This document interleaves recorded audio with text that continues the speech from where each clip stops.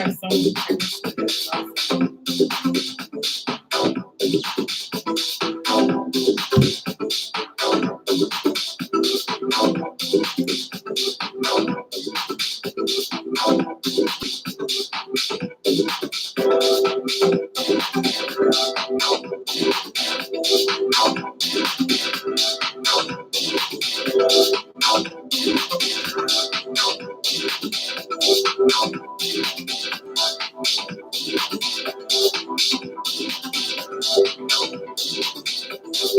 All right.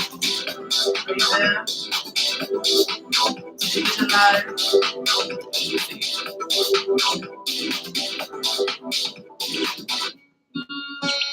Okay, yeah. It's my song.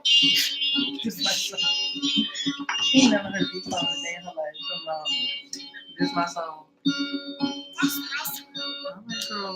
You said so. I ain't gonna knock it. Okay. Well, I'm gonna put I can't believe this.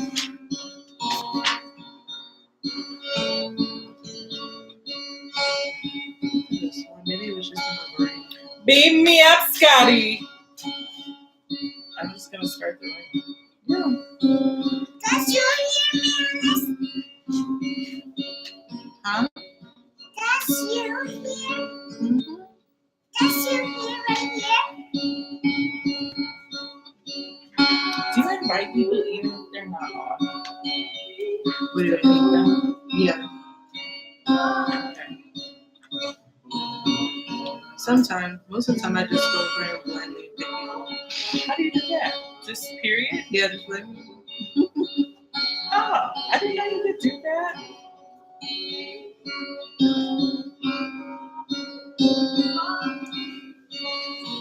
That don't follow you.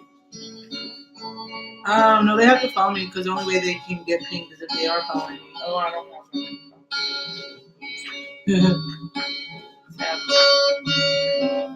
No worries.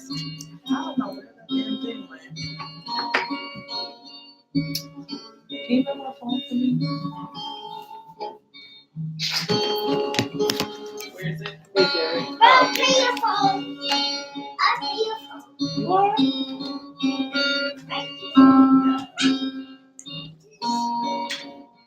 Oh, thank you. He's got a summer job. Okay. So I took my kids to the golf course Pay your stickers? You can do that. to ride the carts, drive the carts. And those poor people, they were like, whoa, whoa, because I let my 9-year-old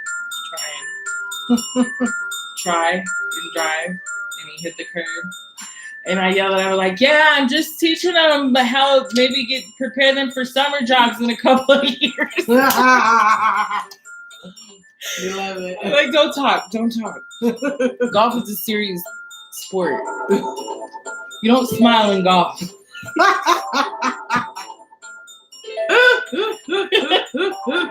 like, yeah, it's okay. And I was like, get out.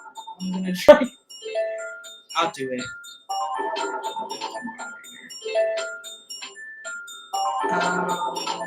I'll share. Alright, we can still share it on Facebook. Oh, yeah.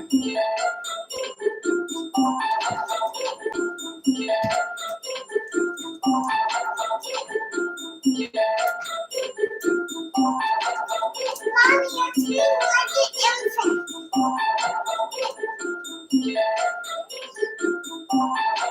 Mushu.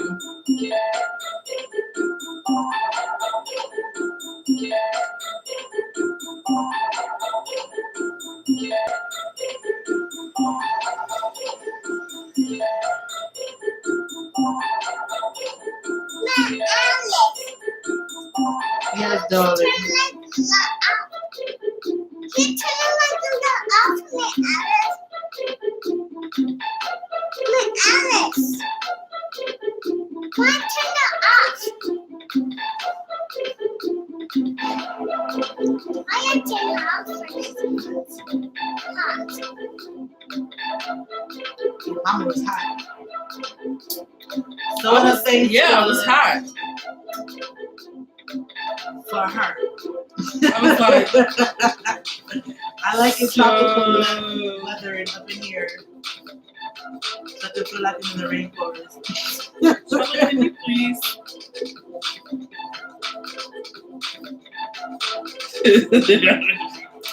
She's so free. So I don't need to make you moderator, do I? Oh yeah. Yeah. We don't know. And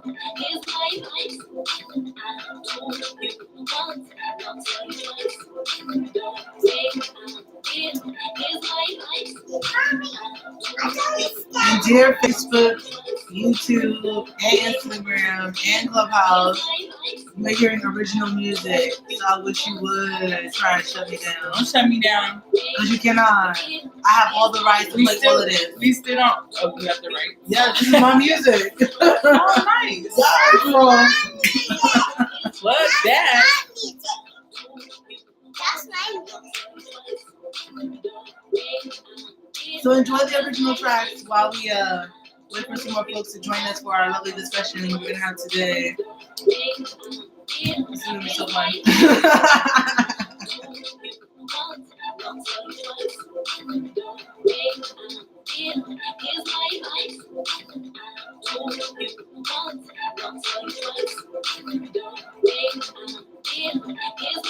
Can't see anything.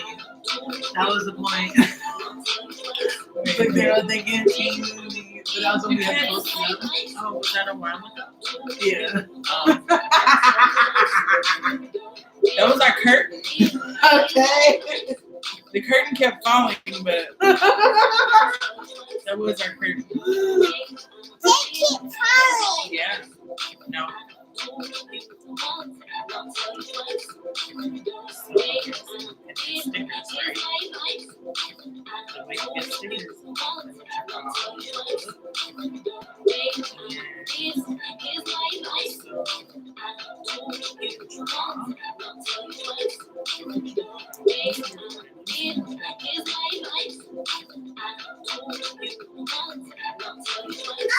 Yay, Divine's here.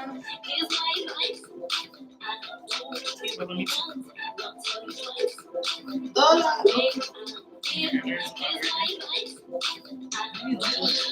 Hello. Hola. ¿Cómo estás? Wait. Yes, for sure. We're just about to get started in a few minutes. Feel free to tag some people into the space and welcome everybody.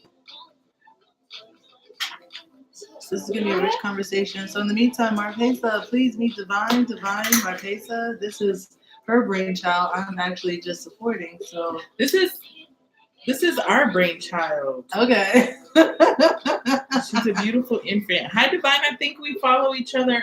We're friends now on Instagram. Grateful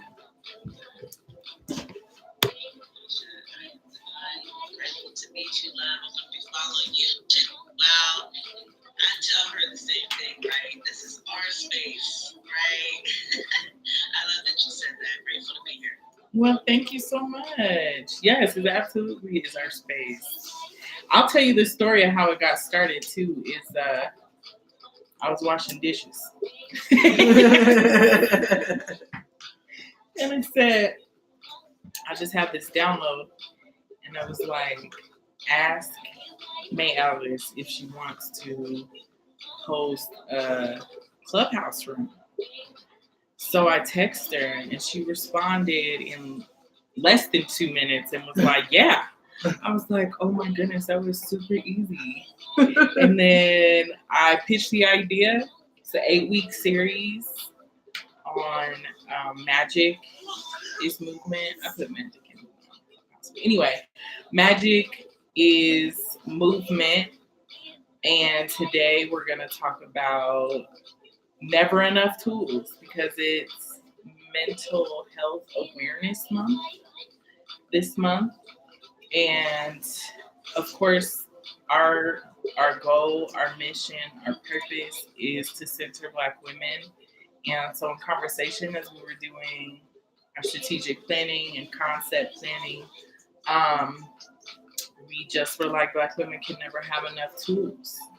We just can't have enough tools. So in the conversation, we'll be talking about not just that, but we've talked in the past too about what we're not gonna do.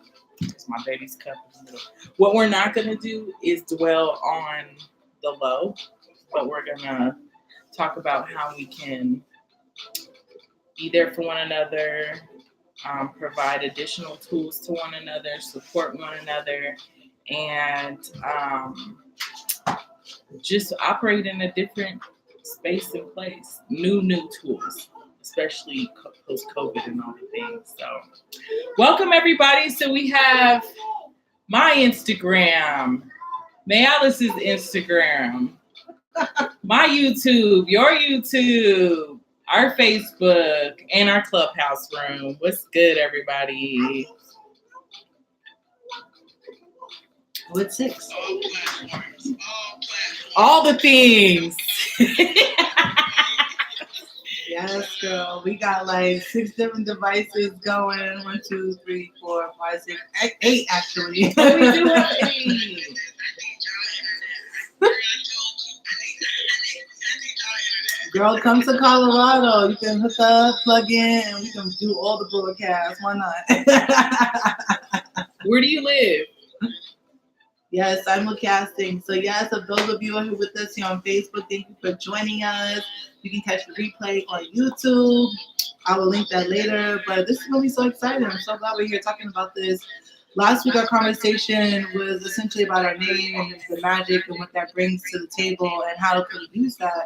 And this week, we're talking about us never having enough tools. Like, how many tools can you fit in your personal, spiritual, physical, educational toolbox so that you can use these things as you move forward in life? And, you know, where did you get these tools from? Are they outdated? Do they need to be upgraded? Are they useful? Right. Let's talk about it. Do you take them all with you for travel? Do it only certain ones you take with you? Like, let's get into it. Let's get into it. So that's the conversation today. I'm one of your hosts, Alice Catherine Wells, coming to you live from Denver, Colorado, at my lovely, humble abode, May's house. So I'm glad to have y'all here. Yes, indeedy. And I'm Marpeza Allen, also out of Denver, Colorado, originally from Aco, Aurora, Colorado. And also the founder of Mahogany Mother Circle. And we always start. So we have in-person bi-weekly sessions in Colorado, in Aurora. And what we do is just come together and hold space for Black mothers at any age and stage. And so recently we had a brunch. We were working just virtual for the almost 2 years. And we finally decided it's time to come outside. So we came outside. So later on, I'll tell you all what the rundown is if you are in Denver. I'll give you the rundown on what we're doing for the next couple of weeks this summer. And then both May and I will be on, we're going to be on here every Wednesday for sure for the next 6 weeks now. If we don't include this time. So It's going to be super dope. What we always do though, regardless if we're in the digital spaces or in person, is I always like to make sure we're grounded in who we are at Mahogany Mother Circle. So we have a charter. And as I pull that up, Alice, would you add anything? Yeah, totally. Shout out to my homegirl Lila too, Lila Brown on Facebook. Thanks for joining us here today. And shout out to everyone else who came into the space. Thank you, Divine Love, for showing up and showing out, and all of our friends here on Instagram and YouTube and Facebook. We definitely love y'all being here. And I feel like one of the most important things that is coming to face for us today is really being in our bodies. And I don't know that like we spend enough time just taking the time to really be conscious about the fact that our spirit is literally inside of this vessel that we walk around in every single day? And are we listening to it? Are we allowing it to have a conversation with us so it can tell us what it needs versus we tell it what it needs? So I just want to take this moment to kind of breathe into that, bring all your energy back to you, come inside yourself. And then I think we're gonna get started with like a little grounding technique before we get to our conversation, which I think is awesome because especially as we're traveling, we can easily have our energies all over the place, and it's hard to focus when you are scattered. So I invite you all to join us. Yes, invite us with our grounding, and then I will also, so we have grounding, which we always do in Mahogany Mother Circle. And I want to get us started. We close our eyes. It's kind of weird with me closing my eyes. I don't trust y'all looking at me without my eyes. No, I'm just kidding. So we're just gonna do breath this time. And the point of this grounding is to help us be more mindful of our breath. And you would not believe, or maybe you would, in case it was already a tool that you were using. I'm a doula, so we worked a lot. I work a lot around making sure my clients have techniques in different type of breathing. And what it does is clears our mind. It centers us. It also helps physiologically, physically bring you down a notch. And then just the oxygen to your brain. So I'm going to just give you a super basic instruction on breathing. And first, making sure that you're sitting up straight, feet planted into the ground. And you're going to, as you're breathing in with your nose, if your shoulders are coming up, that's a shallow breath. It's a cheap breath. Do not put that in your toolbox. What you want to do is make sure that you're expanding your diaphragm, and we'll only do it for about 3 counts. Hold it for 3 counts, and then exhale.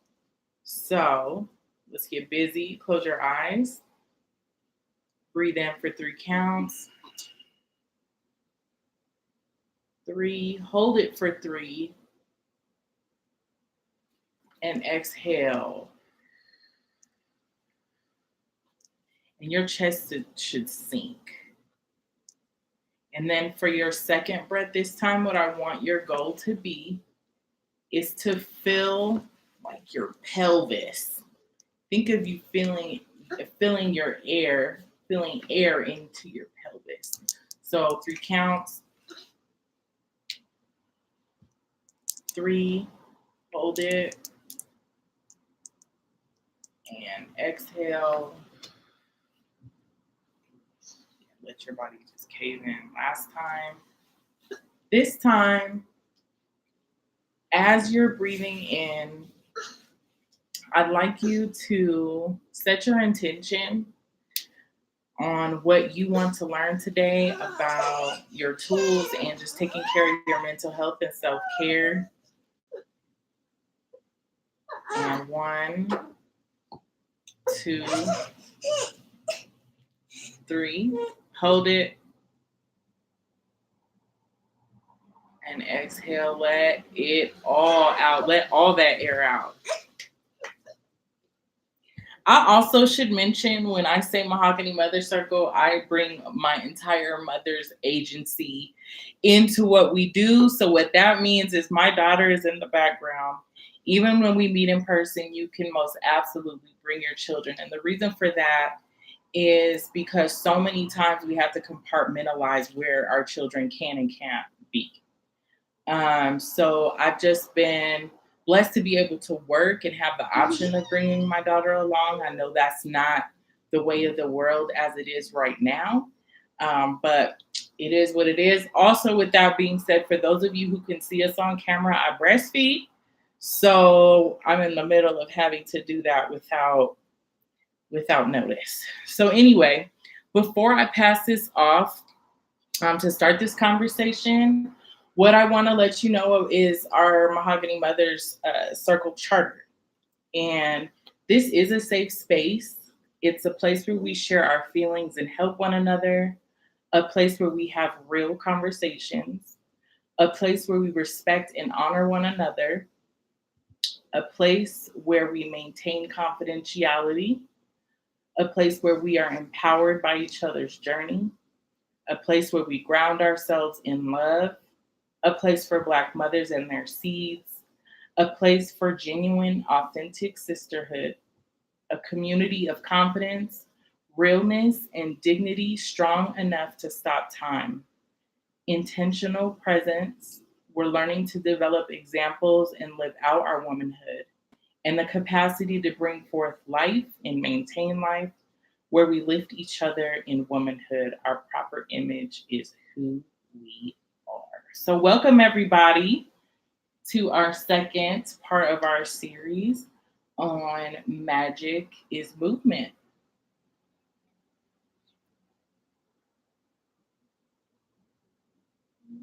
Are we going to jump on? Mm-hmm. Oh, okay. It's me. So thank you, ladies, for those of you who have joined the room. If you would like to introduce yourself and shout out where you're from, if not, that's completely fine. But we also like to know who's joined the circle today.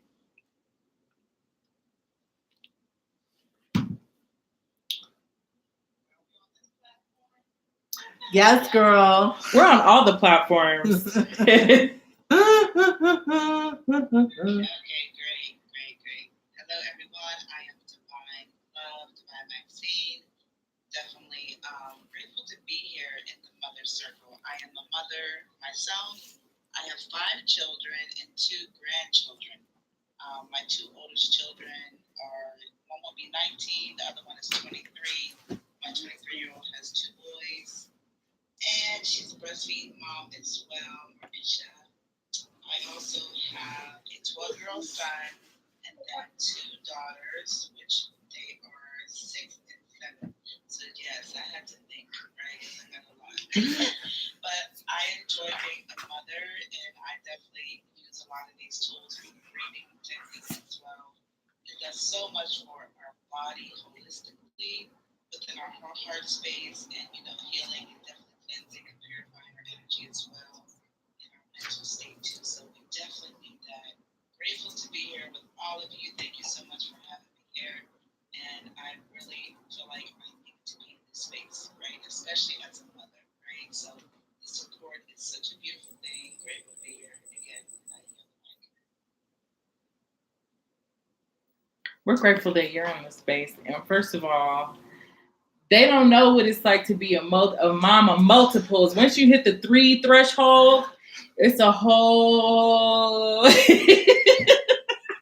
it's a whole nother world. I have a 15-year-old. I also have to think about it. So I have a 15-year-old, a 13-year-old, an 11-year-old, and a 2-year-old.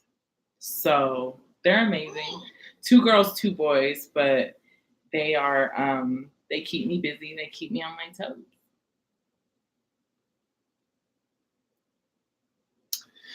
Right on. Well, I don't have any children of my own that I have birthed except for my creation. So I am mother to my creation. That's right. And I've also had to mother myself. There's been a lot of situations that I've been through that I've had to overcome and figure out how I'm going to do this. And my solution was essentially to just nurture myself and be the type of mom that I always needed.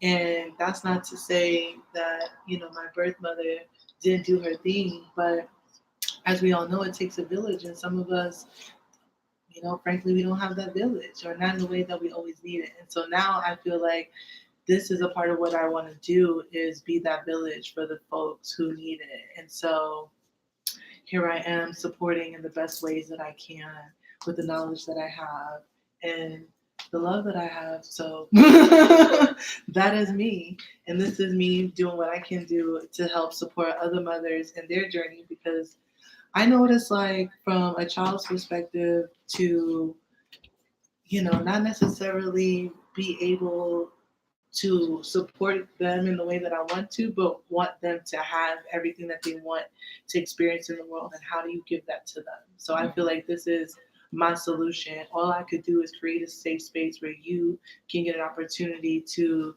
reintroduce yourself to yourself and get to know yourself again before you had kids, and all of those things, because that has been one of the things I feel that a lot of women in general have talked about as I've gone through this journey and talked with other mothers. So that's what I can do. I can be girls' night out. I can be fun times. I can remind you that you are a woman first before you are a mother.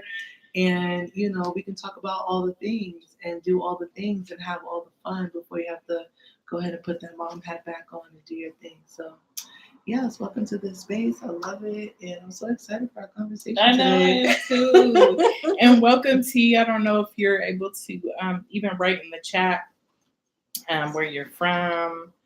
Um, yeah, I'm glad you're here as well. So, what I wanted to tell you though, May, is obviously I think every project that I've done, it's been organic, just not as fast. And so with that, I think just in the few weeks that we have collaborated and worked together, you absolutely have done just that. Where I'm going down my list of things, and you're like, I don't know if I can nurture my inner child going 55,000 miles a minute. And I love that because I had to slow down, like, yeah, I'm just, what is that about just having other human beings to be responsible for?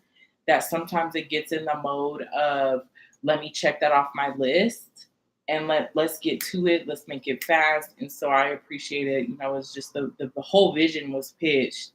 That's exactly what you did. Like taking baths. That's another thing. I was like, oh my gosh, yeah, I need to take, not that I don't bathe. I'm just saying like um, I need to take the time. Your smoothies, the amount of time and intention you make around your smoothies now. Like, those kinds of things is so important for us to also not have a division between those who have birthed children through their womb, but also those who help us nurture our children and you're right, nurture ourselves as well, to make sure that our babies are growing up to be all that they can be. It takes a whole village, it really does.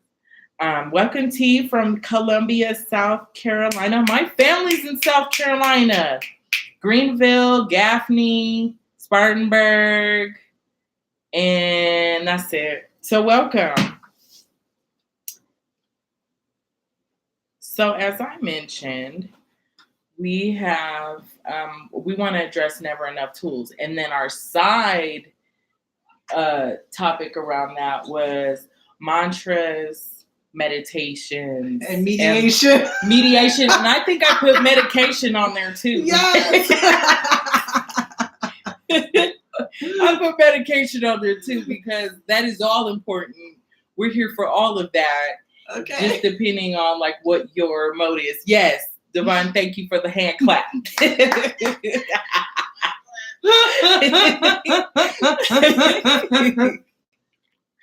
So with that being said, May, what are your go-to tools that have been effective for you in bringing you back to yourself? I love this question. So, my tools are kind of cyclical and they kind of go with the seasons and also like depending on what am I doing. But for the most part, I just go to music and I use that as a way to give me structure. And then I kind of like move in the structure of the music. And so like I'll get stuck sometimes too. I'll find the song. I'm like, yep, this is the song that I need. And I will listen to that song on repeat for hours, days, months if I need to, because I have to clear out this thought, this energy, this whatever that's sitting in my body. And so that's like probably my number one go-to. After that, it's like, nature is really awesome. This is why I love for it to be hot and to be in the sun or even in the moonlight and feel the wind. Like, it really doesn't matter. It's just nature. Just come and touch me. Let me know what's good. And then baths are like my number 3. So those would be my top 3. Like if I don't feel like going out to do anything necessarily, I'll run that water and I'll be in there for hours until literally my fingers and my toes start to prune up. And I feel every single ounce of energy just leave my body. So those are my top 3.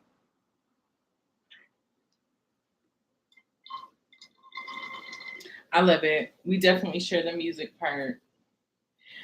I'm not gonna lie, music for me though, like my go-to music is rap music. Rap music is mine. And then gospel music after that. So it really just depends. Like I had to have like this balance between the both. But also my new tool that I have added is running. It is amazing.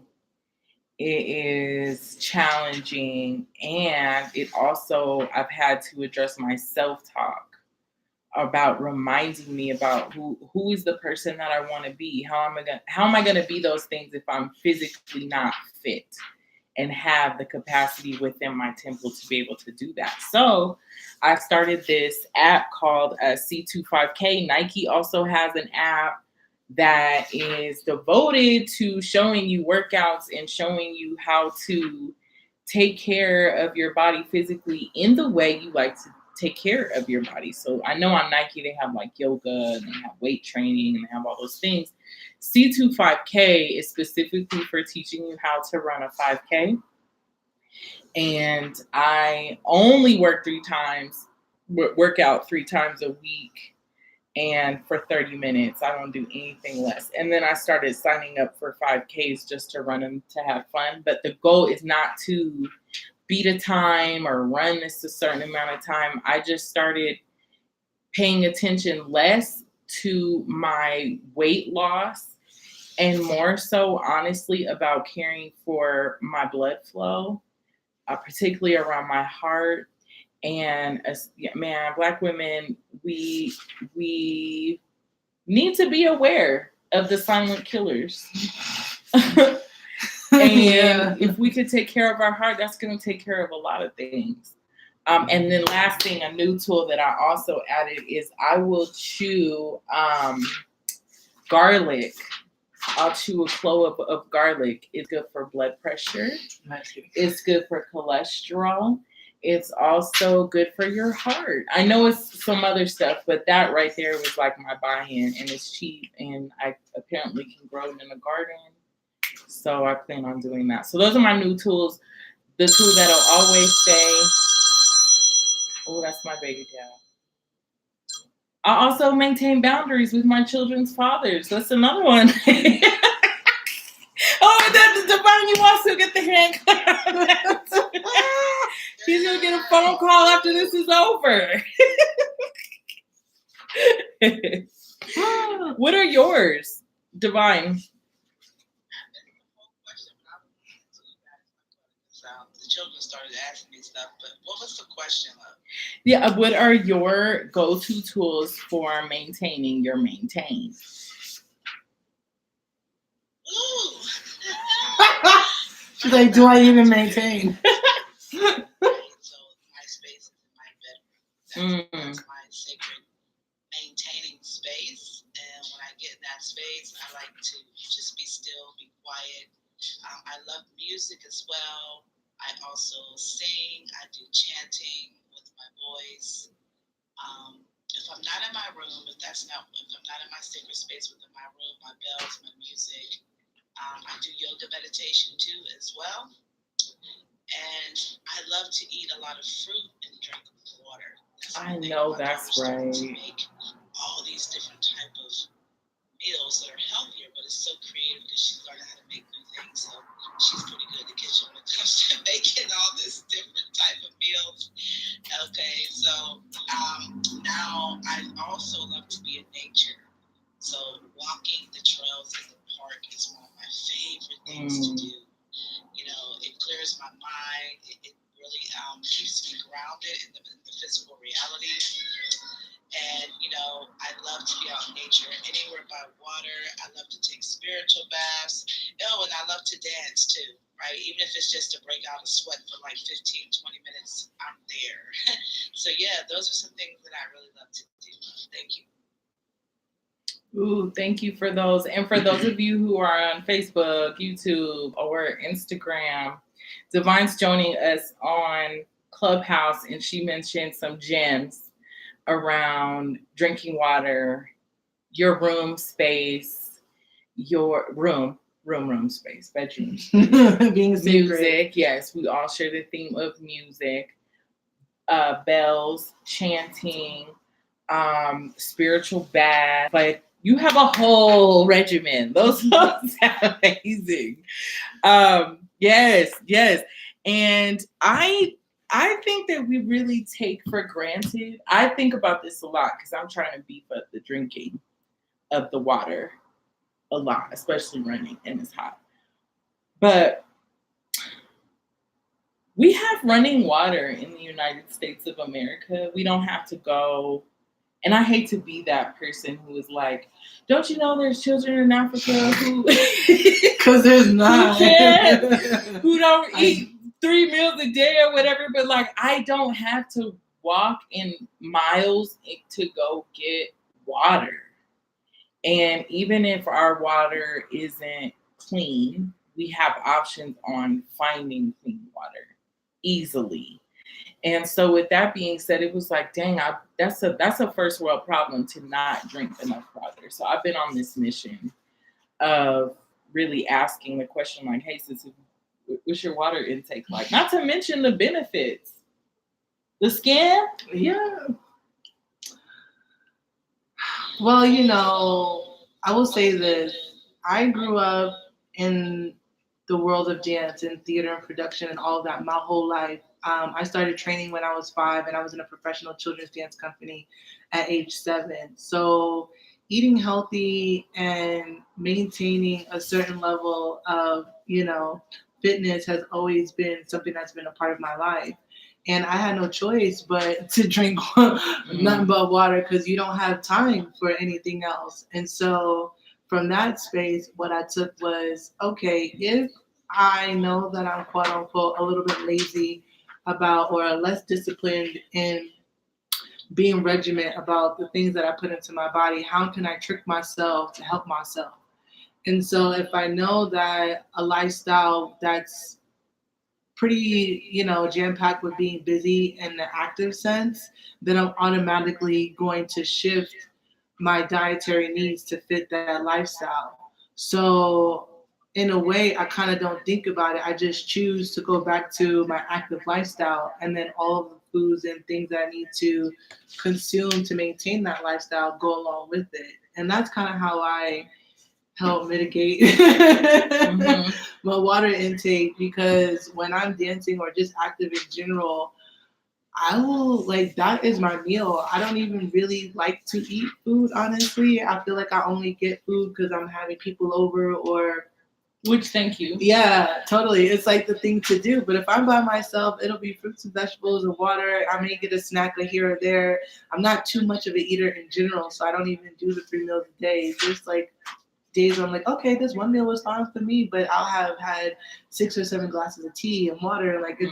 It's all in there. So it works out for me. And that's just what my body wants. It doesn't really thrive when it has all that heaviness inside of it. And depending on where the food came from too, energy, everything holds energy. So I don't know that these grocery stores are not saging and Palo Santoing and blessing the groceries before they put them on the shelves. That's our responsibility when we get it home. But does everyone have that discipline? Not necessarily. So,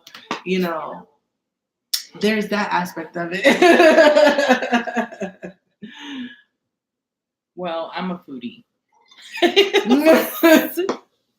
I'm a foodie. Hits, that's why I need to run. Hits, that's why I need to take care of my body. But I'll say, yeah, absolutely. As far as how we're not mindful because of us going to the grocery store, we're not hunting, We're not growing our food. It's also a first world problem, which also I've gotten into that rush mode where I'm wanting to let me see if she'll go live with this. So yeah, not wanting to take time to cook. Take time to do those things. Hi, Sheila. Sheila's on my Instagram. Are you able to talk? So Sheila's my new massage therapist, and it's so fitting for you to jump on here because we're talking about self-care. How do we have new tools? It's Mental Health Awareness Month. And we've just been going around this virtual space asking what are some of your tools that you stick to, abide by, or new ones that you have to maintain your maintain. Mentally or physically. Well, they both go together. Well, one thing, I always tell people to soak in the Epsom salt. I soak in the tub every day. Like, every day. It's not one of those things like, oh, I'll have a soak. I soak every day. Like, I don't care. It doesn't matter. And sometimes I soak twice a day because it lets me, it gets rid of toxins in my body, but mentally also the sound of water is just sexy to me. Like running water, me being in water, playing in water. It's just like, I love water. So that's something that I do every day. Epsom salt, game changer. Every day, game changer. Also, there's this theme of water. Water, inside and out. Like, we love water. And that's good. Mm-hmm. We're majority water, too. Which makes sense. Yeah. And the crazy thing is that they used to say we were about 85% water. When I was reading something the other day, they were saying that we're only 70% water. I don't know what the changes were, but I can understand maybe a little bit because I think as we're stressed out, as our muscles are tight, as all this stuff is happening to us, I do think that maybe we're not as much water because we're not allowing water to get into our muscles and, we're just stressed. And I don't know, so I don't want to turn this into a whole massage thing, but when you have those knots in your body, when I get rid of a knot, whatever water or moisture that's in your body, it rushes to that place because no water or moisture is getting there. So that's why we tell you to drink a ton of water because we know we just dehydrated you. If we let any knot or anything, now you're going to be dehydrated because whatever sources of water you had went to that spot. So I can see that maybe I can kind of see like maybe we're just not getting the water that we need to get to our bodies because it's not penetrating where it needs to go. But, I'm a massage junkie, so. We all should be. Are you a massage person?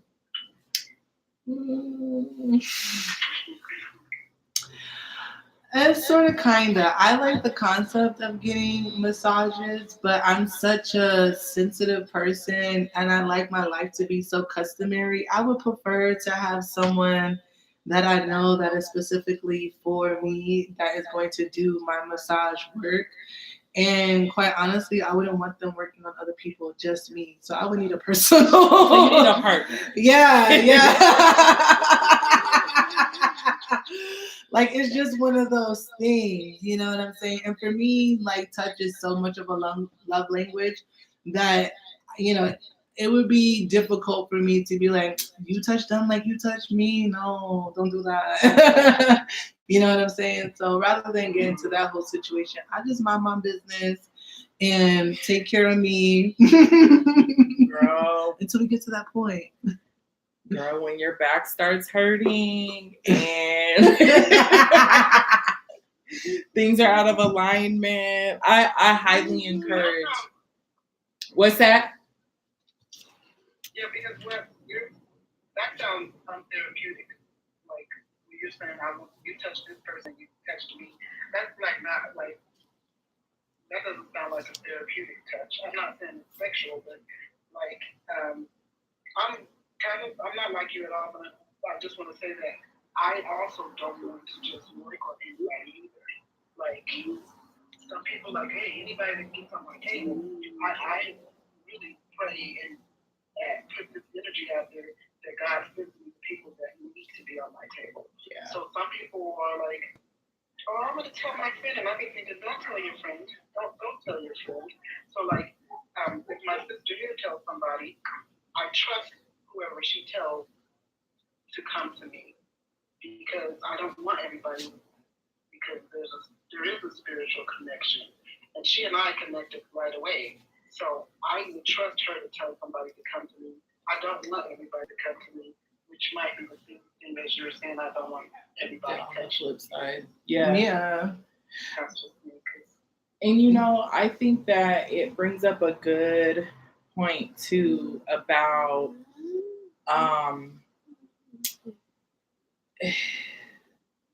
the importance of having your healers around you, no matter how they heal you. So we can't, I mean, yes, we can heal ourselves, but there's also different chapters in our lives where we welcome those healers. If it's somebody you talk to, if it's somebody you pray with, if it's somebody you do art with, if you collaborate with, it's important in general to have those you believe are a part of your healing process. So I like that point too. It's like if we are in the world and we believe that we're attracting what we're supposed to attract, then we're attracting the healing properties of however we need to be healed in that moment. Does that make sense? Mm-hmm. Totally. I feel like that's where I was coming from with it, like, because I'm deeply into, my spiritual practice. And so I know from that perspective, there are just certain things that I just wouldn't want to involve myself in, given that. But and that's also because I don't know what their spiritual practice is. So while they may be well intended in what they're doing, that doesn't necessarily mean that I'm not going to now be subject to whatever it is that they were exposed to before they get to me. So rather than me get myself into those type of situations, because massage therapy is supposed to, from what I understand, relieve you of those stresses. Right. It's like it's kind of productive if I'm feeling stressed out on the table. So, right. And that's where the medication comes from. Thanks, marijuana and mushroom plants. So that's in your toolbox. Apparently, I see some people tapping in on your Facebook. Yes, what are some of your tools that help you maintain your maintain? Yes, let us know in the comment section. Let us know. Let us know. Yeah, I'm a big proponent of just saying too, like medication. I would even consider food is your medicine. Food is your medicine for sure. Vitamins. Vitamins. It's definitely mine that I'm over medicated. I know that when I saw my grandfather had congestive heart failure, and I said when I saw that was like the first time I was exposed to those weekday pill planning contraptions where you put all the pills, and I helped just make sure he had all his medication times and all of that.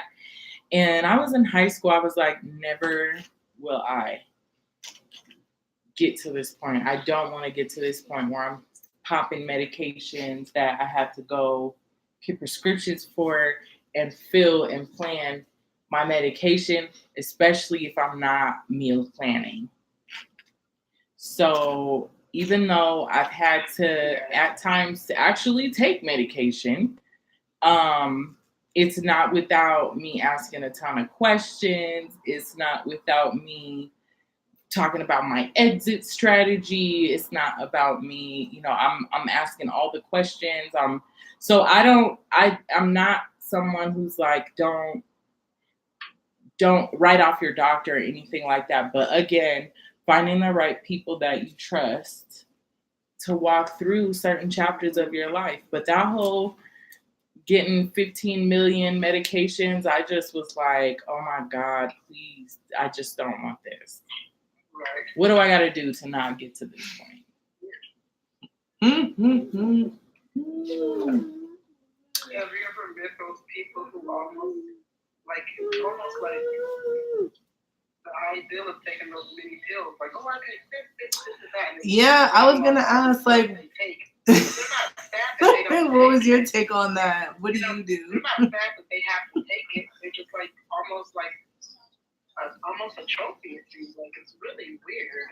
Like, oh, I take this, and that, and this, and this. I'm like, I would be working towards not taking that. Not. How about you focus energy there? Right. But So that's what Sheila was just saying for those who are on the other platforms is that, and then there are those people who take pride in taking the medications that they're on like it's a badge of honor, when in fact it should be like, man, how can I work towards not needing something synthetic to take care of something that my body could heal? So, y'all know that's a great point. It's these commercials that make you feeling like, you can be, what have you? What were you saying? No, Oh, shush. go ahead, Divine. You were saying? Yes, and I'm back for a second, but I gotta get ready to get off here and prepare for our other room. You can chime in. So yeah, I love giving my own self massages. Now I have gave other people massages, and I remember I wanted to go to school to be a massage therapist. But the thing is that some people know how to do the pressure points and all of that, but I don't like those deep tissue massages either. I want somebody to rub me down in certain spots where they're not so like aggressive or too hard, or I'm very sensitive. You know what I'm saying? So I like the soft, like touch massages with like lavender oil, rose oil. All of that is very important for me. And that's why I do it myself. I massage myself. And my daughter, my 19-year-old, was like, Mom, I need to go get a massage done. My feet, my feet massaged. I said, honey, you can massage it yourself. A lot of times we've been so conditioned to think that somebody else has to constantly, do things for us, right? Massage and pedicures, manicures. It's like we can learn how to do some of this stuff ourselves. Of course, other people can pamper us and do it too, but you do have to be aware of who you're connecting with, especially when it comes to the hands, because our hands have portals in our hands. We carry energy within our hands, and we don't want just anybody affecting our energy field. So definitely get into rubbing your own self and lathering your own self, and that way you'll know what you like and what you don't like. No, absolutely. No, thank you. Well, massage and rubbing are two different things. Massage and rubbing or caressing are two different things. So, I don't think we're talking about the same thing. When I think of massage, I don't think of it as just like, I don't know, maybe because I'm therapeutic, and I don't think you guys are talking about therapeutic massage. It might be too. Because rubbing is not going to get a knot out of her back. Oh yeah, I get what you're saying. That's the thing. But I totally respect what you're saying. Massage, right? Oh, what were you saying? I'm sorry? Seeing the therapeutic deep tissue massage, yes. Yeah. Okay. Yeah. I think. Yeah. Well, okay, not let's. all deep tissue, but I'm into it. So somebody might come in one day and they don't need not you. They might just need to be light strokes, light stretching, just to let them soothe themselves to let go of that tension. And then somebody may come in that is probably ever going to get a light touch because they really need this elbow. And Right. she knows who she is. No, just kidding. It's just that I'm not a. If you want to just have like, I'm trying to get to a point where your body feels good, not just superficially feel good. Right. I want to release something. I want to get rid of stuff that has been stuck in your body forever. You could have had an injury 2 years ago that you think doesn't affect you, but still it affects the way you walk. It affects your neck. You could have an injury from when you were 5 that you thought you were okay, but you got hurt on the left, but on the right you have this slight gap. But it's from a long time ago because you never addressed that. So, and I hear what you guys are saying, and I don't want to touch everybody either. And they shouldn't want me to touch them if they feel any kind of way. But this is different than me getting your connective tissue loosened up. It's different than getting your fascia loosened up. It's a whole different thing. So you cannot do that for yourself. Nobody's going to be able to do those things for themselves because their body can't go to the back of their neck. Their body can't reach their buttocks. Their body can't reach those. So it's not the same. Yeah, I like what I do here. I mean, between the lines is that for us as women at this point, we know what we like, we know what we need. And not only that, like we all have different things in our toolbox that we want and do and need. The other thing that I heard is just like this trust factor that you have to have, period, when it's incorporating someone else within taking care of yourself. Otherwise, I'd much rather trust myself in taking care of myself. And I do see some really good ones on Facebook as well. Yes. One of my friends, Kiori, thanks for coming through, and Shayliana. Kiori says lots of weed and meditation. Okay, girl. I say very medicated. Also learned how to grow beautiful plants. Putting my hands in the dirt feels so good. I have to agree. I love putting my hands in the dirt. And Shayliana chimed in with, where did she go? Peace and quiet. I saw birds chirping, wind blowing in the trees, so that she can breathe at a regular pace. It helps her think clearly. And of course, the occasional marijuana, our best friend Mary Jane. A shower. Showers really help her free herself from negative energy and entities, and saying affirmations out loud as she showers. Yes, affirmations as you shower. I love it. And then there was also a suggestion to try jasmine tea from Miss Kiori. I love it. Yes, shower. You know, there is a difference for me when I take a bath versus when I shower, because I feel like my baths really do help me to like relieve energy from me. But I feel like my showers is when I get downloads of information, and so it's like, I don't know, it's like quick manifestation. It's kind of like a life hack. It's fun. What are some of your hold on. What are some of your affirmations? Anyone can chime in on this.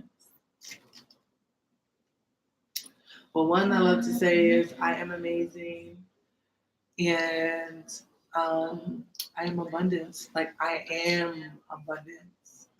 Yeah. Like I'm the abundance. That makes sense. Yeah.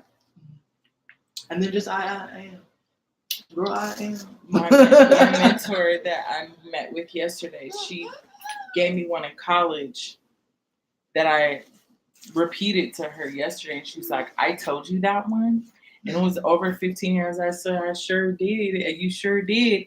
And it was, it is, I am,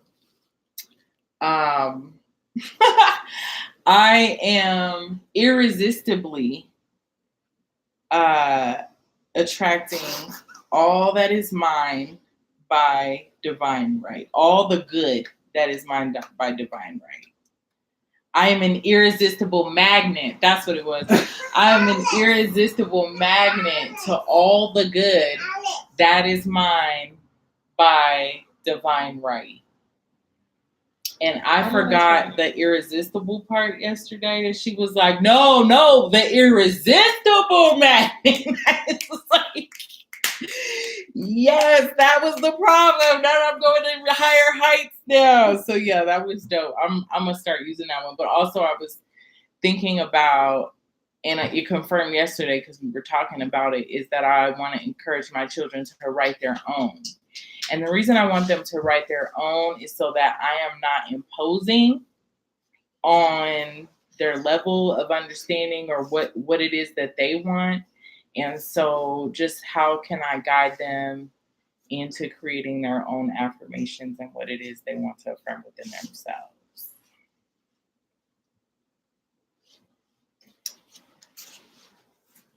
I love that. That's amazing. I'm so excited for this next generation of children to come forth because they learning all this stuff, and I don't know what's going to be in the future. And there's going to be some OGs out here like, "Oh, you already know?" Like, okay, right. I'm like, yes, because we're not trying to do this again. We are not trying to do this again. So we have meditation, mantras. We didn't talk about mediation. We did not. Though when my baby dad called, I did say that I have boundaries. I did say boundaries. You did. What are your thoughts on mediation? Well, here's my thing. As I said, I don't have any children of my own, and I know that family dynamics have changed a lot over the past few years, and I'm not really sure that everyone necessarily fit into what was supposed to be considered our norm, the nuclear family, 2.5 kids. What does that even mean? Mom and dad living in a 4-unit home. And so it's like, okay, how have single parents navigated the world of motherhood for themselves and their children? Like, what unique experiences have they had to overcome in order to create balance in their life, in their home, and just do the everyday thing? And are they contending with, the counterparts that help bring these individuals into this universe or not? Because some people are not even in contact with the other party. They're just doing their thing.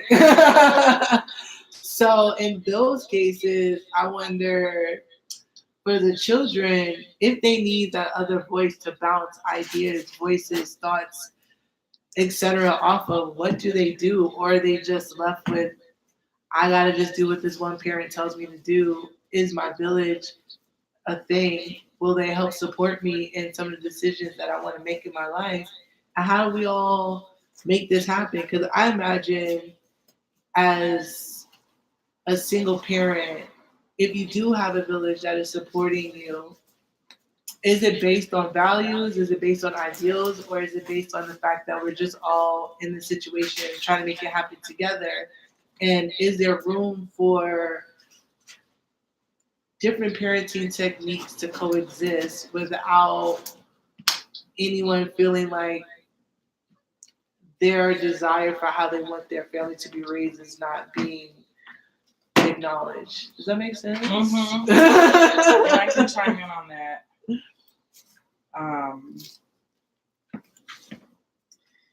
Sorry, I had to change a pull-up. So where do I begin? We were talking about mediation, right? Yeah. Okay. So when I think of mediation, I'm no longer triggered by the term, but mediation has been for me post divorce trying to figure out how to raise the kids. So for me, um, the tools around mediation, I wish that it wasn't some outside objective party that knows nothing about the ins and outs of the complete context of the situation. And as far as raising my kids, I welcome, based off of like my core values, I welcome different styles. On that same like question around who is in that village, you don't get a pass because you're family. You don't get a pass because I've known you for a long time. And you don't get a pass because you're my child's teacher or, any type of leader. That's not how you get a pass. Like, you get a pass because you have earned my respect. And people, they should speak different languages to my kids and contribute different things so that my children um, have the tools enough to decide what they want for themselves based off of like this was mom's rubric. But as far as mediation, I find it really sad. We're going to talk about single parenting, how triggering divorce is, how triggering breakups are, how triggering co-parenting can be, or the lack thereof when you're supposed to be co-parenting. But for me, going through that process, that's what's made me so staunch of a believer in self-care. When I was married, it was kind of like, oh, that's nice. That means a date night with myself. Heck no. Every day is around taking care of myself because there's so many assaults that we have. And sometimes those assaults are from people that you thought were going to be in your life forever. So I'm not going to say I'm jaded, but I am going to say that I don't naively anymore think or trust that everybody, just because they're in some sort of association with me, is in my best interest. And that's where my boundaries have come from. They're not passive.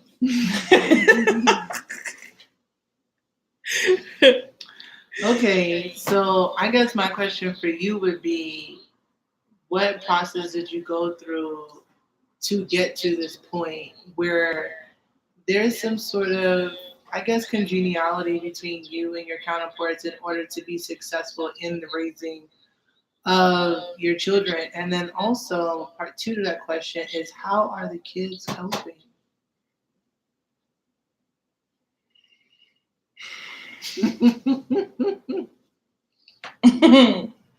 Okay.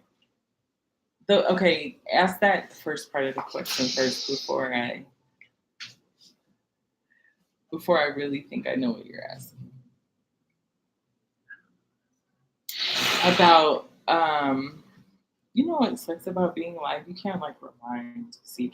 I'll talk about how my kids cope and how did I get to that point. That's what was the question. Okay. And thank you, Divine, for jumping on. Hope you join us again. I think she just jumped off, but she's the best. Oh, and also for Sheila, thank you for jumping on too. Both of those women were dope. That was a good dialogue. So let me get back to, I think I was trying to buy time because I have had to feel every emotion and not stuff it. Period. And what I mean by that is the betrayal, the disappointment, the sadness, the anger, the denial, then back to anger, the sadness. Okay, I'm okay. I'm not okay. These unpeeling of layers of it being about a relationship that you thought was real.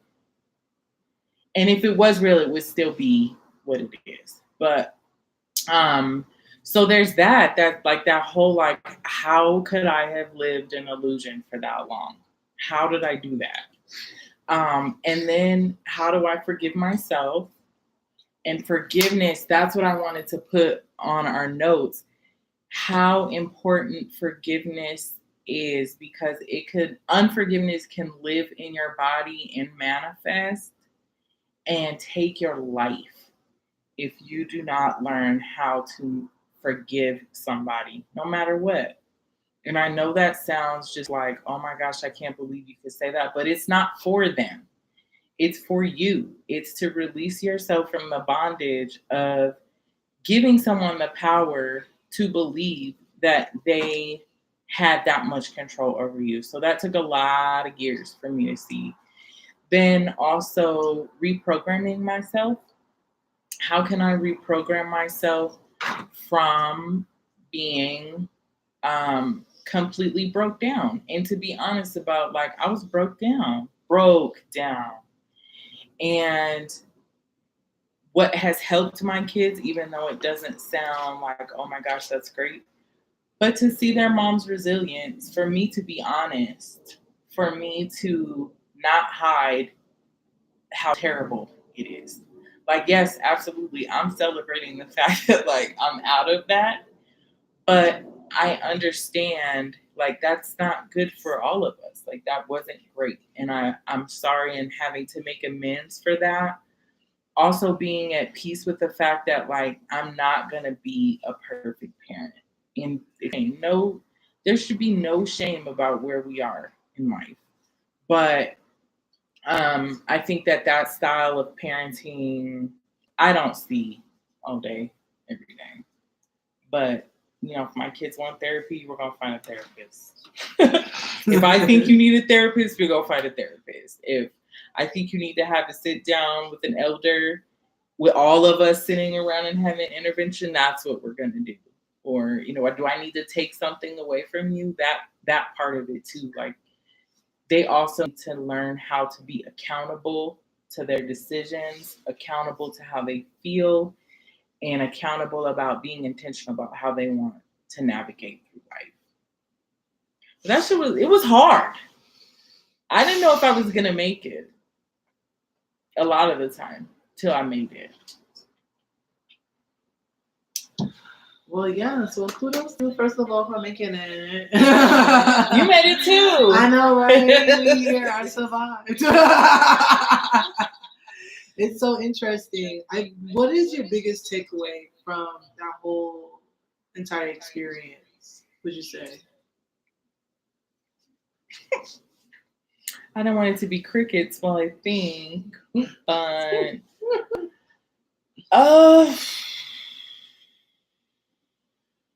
giving myself a pat on the back for the times that all I could do was strive to survive. Like, that's okay. It's okay that I wasn't able to show up in a way that other individual felt like I needed to show up. And be okay with the fact that doesn't mean I'm not good for somebody else. I think that's the goal sometimes when you're, like, out of a relationship, is like, you'll never find anyone as good as me. Nobody's gonna want you. If I can't have you, no one can.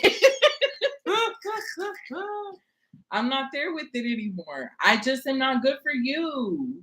Move on. And the faster you learn how to move on, the faster you can identify signs in another relationship of, like, residue that you had in that one. Pat yourself on the back for being human.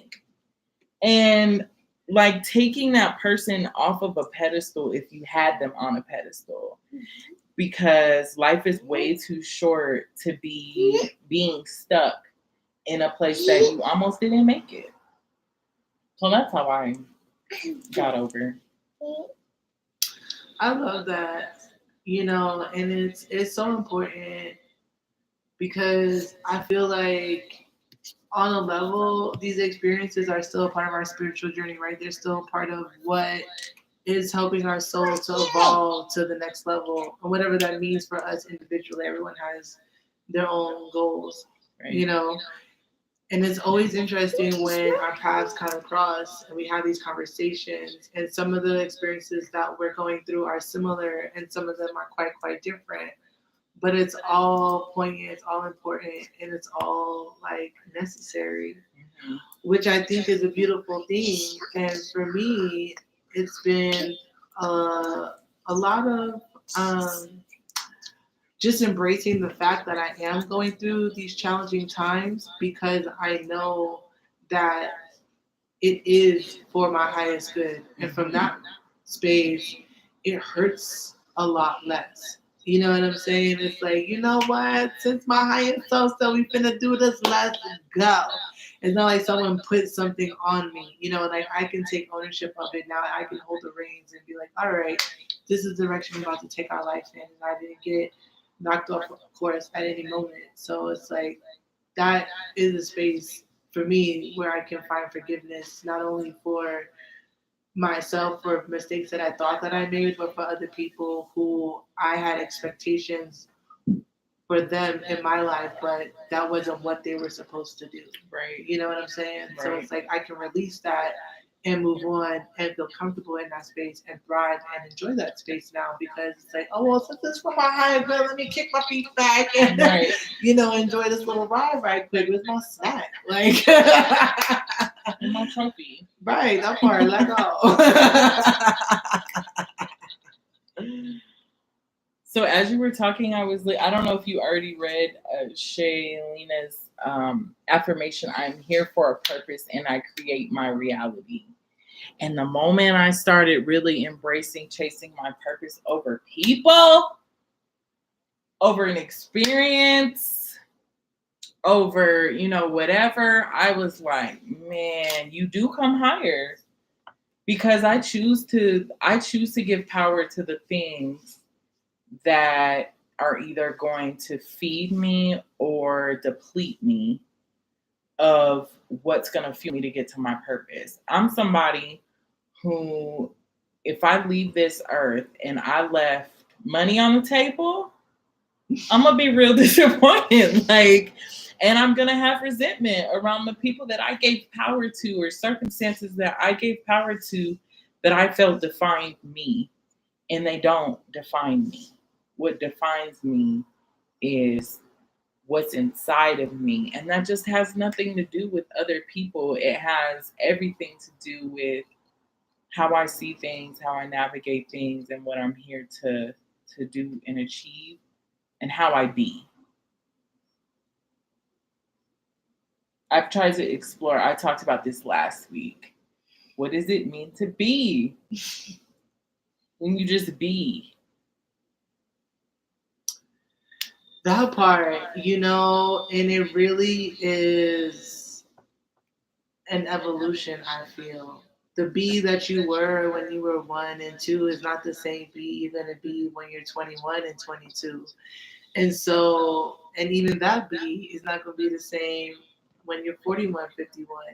So we're constantly evolving, we're constantly changing, and we're constantly getting opportunity to get to know ourselves again and again and again. So it's almost like you have every single one of those moments to not only just reinvent yourself, but embrace yourself again. You know, maybe Right. you didn't like the other version, and that's okay too. But you could like this next version, Or not. or not. It doesn't matter. But the point is that you have the opportunity to experience those changes. And if you ever feel like you're stuck in a situation, if you could remember that, then you, in that moment, just unstuck yourself.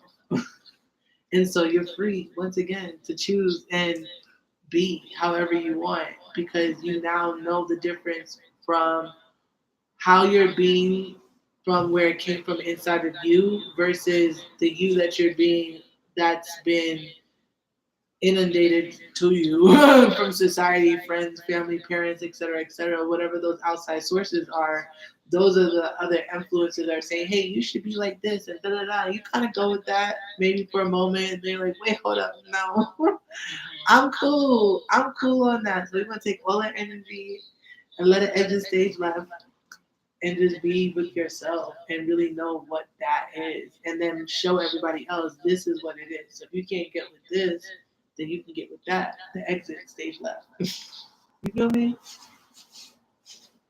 I sure do. I had a conversation yesterday about wow. It's with my daughter. Is she on Instagram right now? Okay, good. I could spill the tea. So she was like, Mom, you should let me set up your Bumble. So because you just keep going back and forth if you want to be in a relationship. I was like, first of all, I'm not getting on Bumble. Second of all, like, I'm okay. And I'm like, I've really had to learn how to be okay with being by myself. So from like 13 on, and I wasn't for the streets, but like from 13 on until I got married at 23, it was consistent relationships. We don't have pens. Consistent relationships. And then after my divorce, it was kind of like, oh my gosh, who am I without a relationship? Let me get in a shallow one. And which wasn't for my highest good. So then I started thinking, and there was like, oh, I just hate being single. Like, yo, where did we get this whole narrative that our value is less if we don't have a partner? So I was thinking to myself, and I bring up my grandmothers all the time because they recently passed, but my grandma was married for 56 years. And then my grandfather died and she was by herself for 20. So it's just like eventually everyone is going to be by themselves. So why not learn when you're on your off period when it comes to like being in a relationship to be cool with that? I don't want to force it. I just don't want to force it. And I don't have no problems with people being online and all of that. But as far as like my personality is concerned, you really need to experience the live me. You can't. I know I'm a lot, and I know I'm a lot. Like I'm just live, and I don't like trying to translate that online. Like you really need to know who I am because I'm just animated, I'm activated, and so like it's just weird for me to be able to do it that way. So I agree. I'm the same way. I'd rather meet people in person if we're gonna like make any sort of connection, and that's for everything. Whether it's gonna be a friendship, business partner, romantic encounter, etc., etc. And even if we have met online, I won't be so serious with you or take our relationship but so serious until we've met in person. Because I feel like you don't really know me and I don't really know you until we've locked eyes on one another and I've smelt your aura. Like I gotta get into that whole situation. And it's been interesting because I feel like there's a split between our human experience, which has, I feel, a built-in desire to have human connection versus the societal thing where we'll be like, no, I'm going to be by myself. And if I'm in another relationship, someone's going to judge me and this, that, and the third. I'm like, okay. Like, because I feel like, what if we didn't have society telling us you need to be in a relationship or not be in a relationship or have a certain amount of time pass before you consider the next one or whatever? Like, what if you were just literally free to just go in and out as little or as often as you felt was necessary for your own spiritual growth and didn't listen to nobody else? How many people would you actually, engage with? How many people would you actually go further with maybe sooner than you would normally anticipate because that's just what the energy led to? And how sooner would you cut off people from being in your life because it was clear like we only needed to have a week's worth of connection, and now it's cool. And now from that week, we done somehow we married and da da da. But we already knew it was good. We just needed a week. So, like, where do we give ourselves the permission to listen to our own intuition in regards to that, so that that could be what navigates us through, these types of connection situations. Yeah, there are a lot of rules. You know what I appreciate about the queer community is they're on the outside looking into some of the exhaustion of heterosexual traditional like models and the rules and all of these other things. And when I was listening to that dialogue, and I'm just like, yeah, it's really irritating.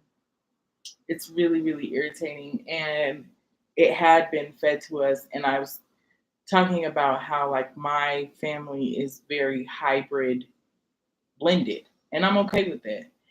And uh, I don't subscribe to the term single mom because I have the whole family, including those partners that I had children with.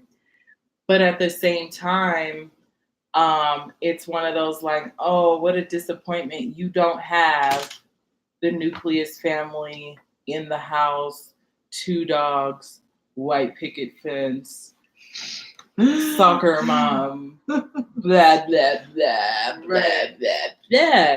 So that's just it's an unfortunate thing, but I think it is changing. And I think that just goes back to what we're talking about is like tools. Some of these tools are outdated. I'm not saying that either way, monogamy or, whatever. I just think that people need to be okay, comfortable, and grounded in their decision making. Now, I would say that even goes against like my religious, my faith, because not religion. I told you I don't subscribe to the whole religion thing, but just like the faith community, it has to look a certain way, and people that are divorced are diseased, and it's just like, man, like what a lie, what a lie with denial. Well, I will say this from a creation standpoint. If you created something and you have a specific vision for that creation, I could see where there would be boundaries because you want to see your creation be what it is in your brain. Now that doesn't mean that the people who are participating in your vision agree with your vision, and so those folks want to make changes.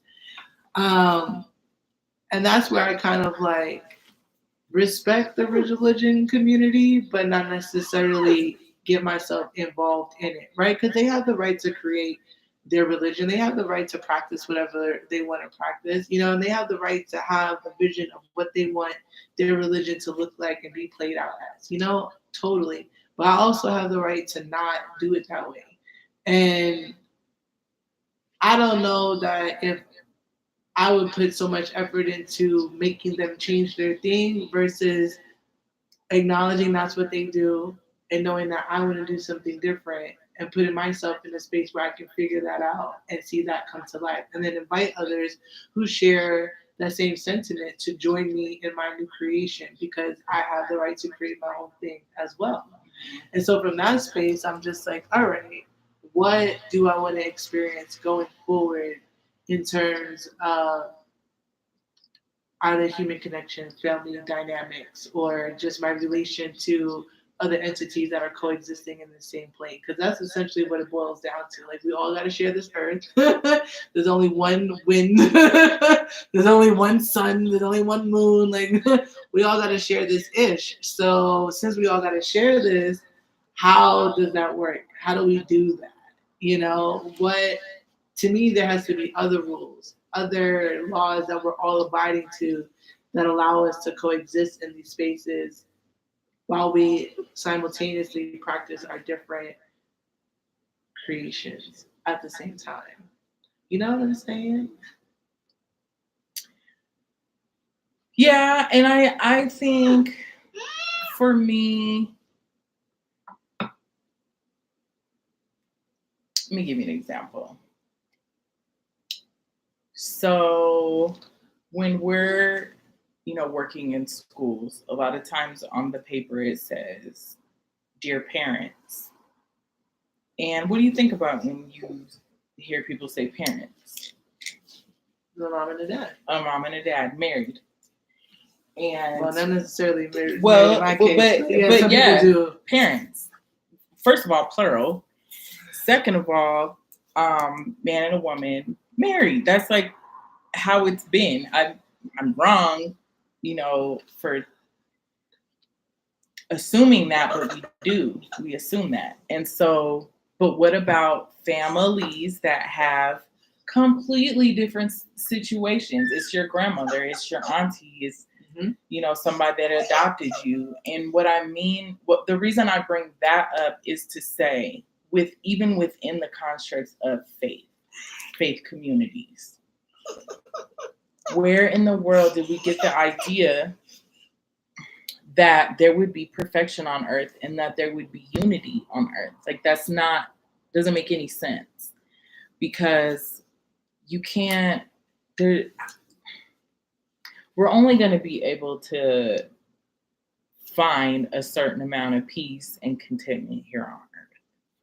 And so for us to say, like, this is perfection and this is the way that it's supposed to be, with no room for people that are different, instead of just embracing them for who they are, that's the problem that I have in any community. Is like, first, and they're unspoken guidelines. Everybody has unspoken guidelines. And so when you're outside of those guidelines, no matter what community it is, why do they need to feel ostracized? Why are they becoming demonized? What is that about? Like, it's to me, I just think it's because people are uncomfortable with what's not familiar.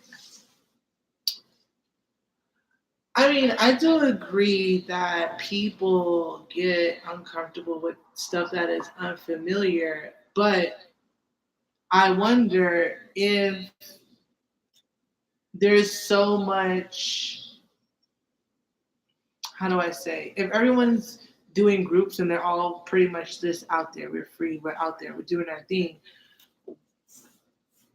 there is room for you to create your own thing, but then once you created your own room, you created your own room. Like our room? Yeah, so like exactly, like we had we started from scratch with the nothing, right, blank slate, and then we decided, okay, we're gonna be Mahogany Mother Circle. Well, we're being exclusatory. Why? Because if you're not Mahogany, if you're not a mother, then you can't be a part of the circle. So how, to me, that's no different than any other religion that sets themselves up and says, these are our belief systems, this is how we practice, and this is what we want the practice to look like as we're practicing it. And so I think from that standpoint, that's where we have the quote unquote rules that kind of come into place that say, okay, now that we've established this practice, these are the rules that go into place because of this practice. But once you don't have that practice, or if you as an individual don't subscribe to that practice, then you're free to do whatever you want to do. You can do all of the things, you could do none of the things, you can do some of the things, you can cherry pick and create your own thing. Like, you as an individual have options, but once you as an individual have made a decision on what option you are now going to subscribe to, you're locked in to that decision. And so whatever comes from that is that. Does that make sense? The problem I have is locked in. There is not space for evolution. There's not space, like, to me, maybe that's like the free spirit in me. And the fact that I do have a hard time, like, feeling like I need to belong to any 100% of any group. Even like the challenge of being committed to one person is a challenge for most people. It is. It's really hard. And so, like, where can we have more grace around saying, okay, it's very hard to follow guidelines 100% of the time, all the time. Let's have space around reevaluating acknowledging evolution, and not being elitist about it. That's my problem for sure. Is the elite like we're not trying to be elite when we say, and I love this term when you come into our room about being womb folks. It's because we have a certain and black womb folks, it's because we have a certain commonality that is going to be the reason we'll have fruitful conversation. That's why. So if there's just a guideline because there's a guideline and there's not a why behind it, and you're elitist about it, and you're not holding space for change, and like that's what I have a hard time with. And does that make sense? Oh, totally. That makes a lot of sense. And I absolutely agree. I feel like, being intentional about the spaces that you put together helps the other group members too feel like they're a part of something that makes sense to them, and that the group is speaking to them, and the group is actually supporting them because this is what has been set up. And that is my exact point. It's like once those people have decided to come into those spaces because we set it up and they're now committed, so we got to be committed too. Mm-hmm. we have to hold down the guidelines, so we could always change the guidelines at any point, because it's our creation. We just say, all right, well, forget mahogany. We want to be mahogany and ivory. Like we could always do that. That's always the option. But as of right now, these are the parameters in which we're operating. We're saying this is our thing, and this is how we're going to present it to the world because this is our imagery and what we're all about. You feel what I'm saying? And to me, that doesn't necessarily, just because we're separate doesn't mean that we think that we're better. And I feel like that's a misnomer that other people will end up coming up on their own. That we never set an intention that said, you know what, because we're in this cute little circle now, balls on the rest of you. Like that was never us. But if someone else now puts that out, we can't control what they say. Right. You know what I'm saying? All we can do is say, no, these were our intentions in putting the space together. And thank you all for joining. For those who support us and understand what it is all about. And for those who don't get it, that's okay too. But we're not catering to you. We're catering to this group of people because this is what we believe in. This is what we're doing right now. So ain't nothing wrong with that. Not at all. And I want to just thank all of what was cool about today is we had women in Clubhouse, women on Instagram, and women on Facebook contributing to the conversation. That's just so deep to me that we have all of these different platforms and access to be able to, like, there's no way we could have thought of doing something like this even 10 years ago. So like the reach and the expansion and being able to have this kind of reach to connect with the right people, the options are almost endless anymore on how to do it. So that's super cool. So shout out to all of you. And it's just the beginning. Also, I just want to acknowledge like all the other things you have going on. Since we're winding down, what do you got going on? Well, I am working slowly but steadily towards putting together a showcase for myself. I have a lot of artwork that I want to present to the world and music that I put together and some dances in my brain that I want to put on some bodies and tell a story through choreography. So I am working on, putting that showcase together. I just need to find a venue essentially and continue to spread the word. Right now, I'm working on just actually putting the show together. Like, what's the run of the show going to be? How long is it going to be? What do I want to present specifically, et cetera, et cetera? Because I have books that have a whole bunch of ideas in it, but that's one of the things I have going on. And then I have this fun idea. I'm just going to throw it out there, but I want to do this retreat sometime either in the fall, sometime this summer, or definitely by winter.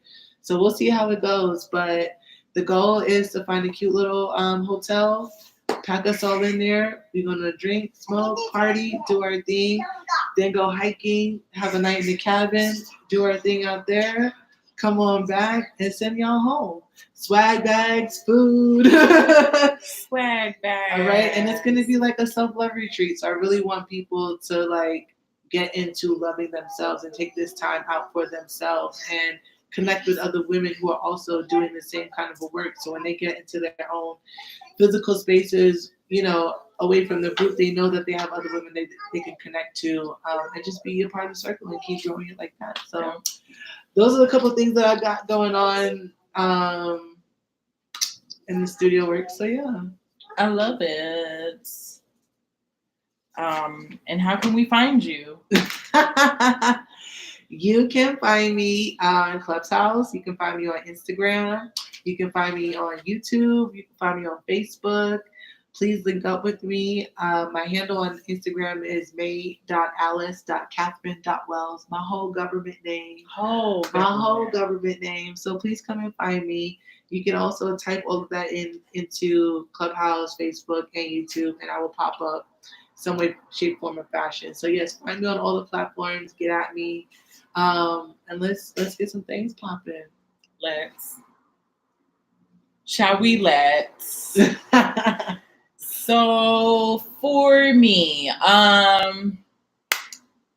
we have Mahogany Mother Circle, which has just expanded to being in a space at Mama Bird Maternity Wellness Spa in Aurora, Colorado, every other Sunday. So this Sunday we're going to have a game morning because it won't be game night.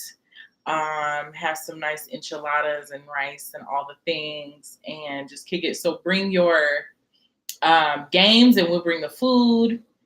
I don't have the address, but I will post all that stuff. And then I'm on Facebook, Instagram, and Clubhouse. Clubhouse is the only one with my government name, Marpeza D. Allen. The other ones I will also post. I'll post my link tree because it has all of my links on there. I'm really into my link tree these days. I love it. Oh yeah, okay. Mama Bird Maternity Wellness Spa. Thank you for looking it up. The address is 15200 East Girard Avenue, Suite 3100 in Aurora, Colorado. Sunday, it's at 11:30 to 1. We're playing games. The 29th of May, we're doing sip and paint. So that's 25 ahead. Then in June, we have May coming in. And then the last Sunday in June, we're doing a doula Q&A. So you know the difference between a doula and a midwife. And then July, we have a barbecue. So those are the things we got going on thus far for the summer. And then for me personally, I've just launched a journey coach. I'm a mama journey coach. So I would love to have you just reach out for consultations around breastfeeding or any milestone you're having as a new mom or new changes, new job, anything. And we will design a 6-week program to make sure you're being more intentional in designing where you want to go in direction and not just being in default. And man, I think that's it. That's it? That's it. That's all. Beautiful. We love it. We love it. Where can we find you? Did you tell us? Yeah, you can find me. It's real complicated, but I would love if you're on Clubhouse to join our Mahogany Mother Circle Club. And then Mahogany Mother Circle is on Instagram, straight like that. That's what it's called. Also on Facebook now. And that's it. I mean, and then reach out to us on email if you would like. Mahogany Mother Circle at Gmail. Also, I'm looking for a logo.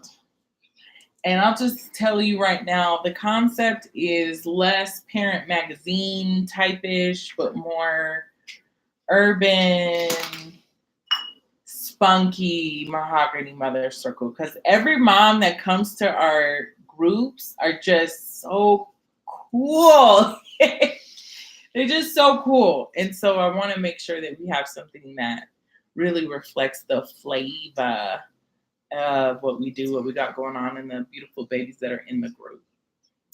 So yeah, I'm looking for a logo. And so if there's anybody who wants to submit one, obviously I'm going to compensate, but I just want to see if, like, put it out there. I just had an idea. Listening. All right. How many people are in your circle? You don't know yet? It don't matter. I would say invite everybody. Could you imagine sitting like crisscross applesauce with the women on their backs and all holding hands and all different shades of brown? But we use your real women. We take a picture from overhead, Yeah. but then we make it silhouette style. And that could be your logo. That would be dope. Mm-hmm. So maybe we'll do it in July. Okay. Maybe we'll do that in July. That is so fun. Oh my gosh. I like that. I'm going to start sending the email out for that because that's super dope. Okay, got my wheels turning. Got my wheels turning.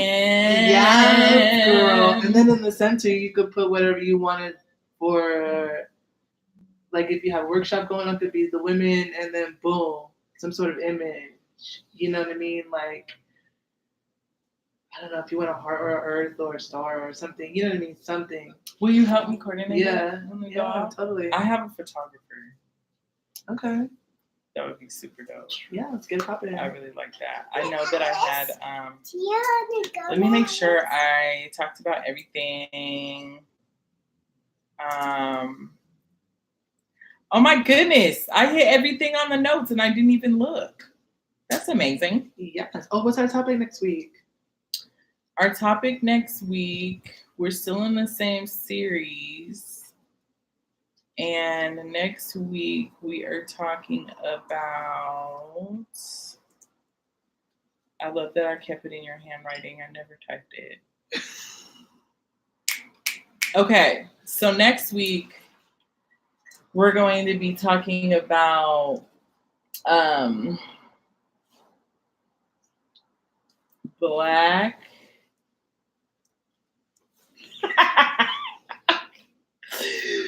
Black, what is that? Womb versus, how we are different in general in the world. Okay, yes, I Black remember. women versus everybody else. Yes, black women versus the world. I remember now. I'm so sorry. How could I forget? And that the reason we thought about that one is I was talking about, like, you cannot describe to be people what it's like to be a Black woman unless you're a Black woman. Right. It's also exhausting to try. And so that's why we want to be really clear on why we're having these spaces, is because we run up against that frustration of not, like, having to explain real simple stuff, like, don't touch my hair. Who does that? So that's not what we're talking about, but just in general, like, what makes us unique, what sets us apart in a good way, not in a combative way. Right. Oh, I love it. I love it. I'm excited for that. I love your handwriting too, by the way. I wasn't trying to say I could read. I was just like, I don't remember what this was about, but here we go. You're so funny. You're so funny. I feel like I want to play us a little tune before we roll up out of here. And we still got to do our grounding technique. So We do. This has been a lively discussion, I Truly. must say. I don't know what that is. You're wearing the same hair. I am. She's wearing the same hair. All right, let's. Oh, I know. I wanted to play us a. That's what happened.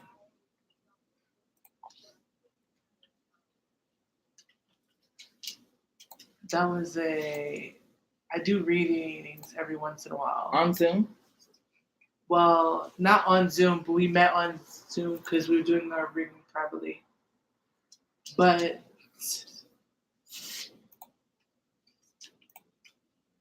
no. You're doing so good, Peace. Shout out to you. Yeah, shout out to my that baby. 2-year-old. You starting to know the routine? You understood the assignment? You did? I'm so proud of you. that's the song I wanted to play. Yeah. I'm excited for the summer. While you cue that up, the perfect song to welcome the summertime. Yeah, summer should be popping this, y'all. Where are you two?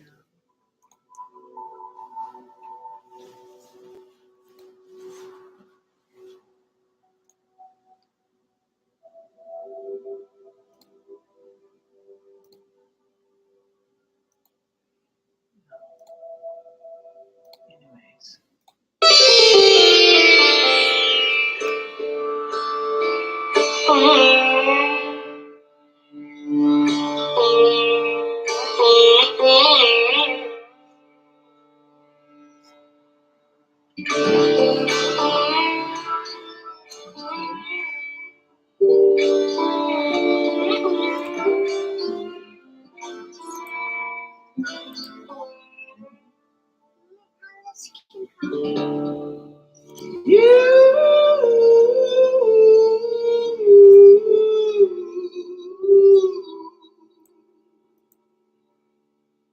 Oh, so beautiful.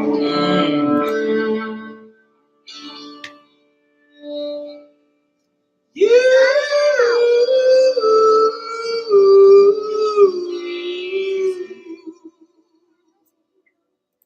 are so beautiful that the sun shines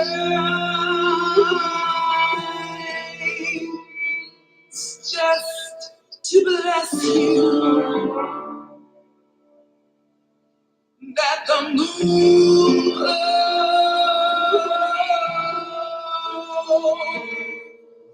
just to bless you, that the wind blows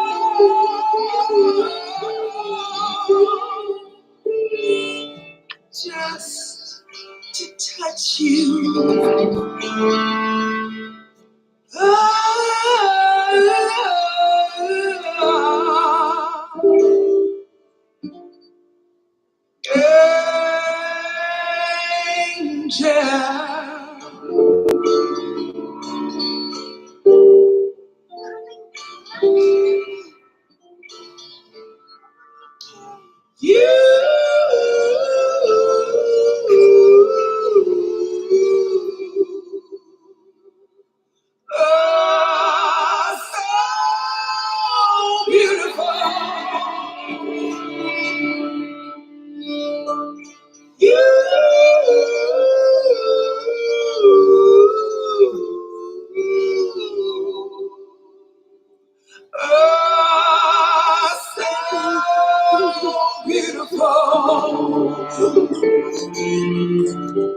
That the sun shines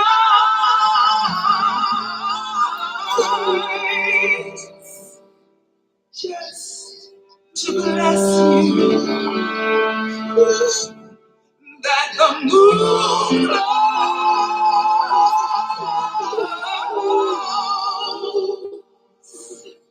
just to bless you, that the wind blows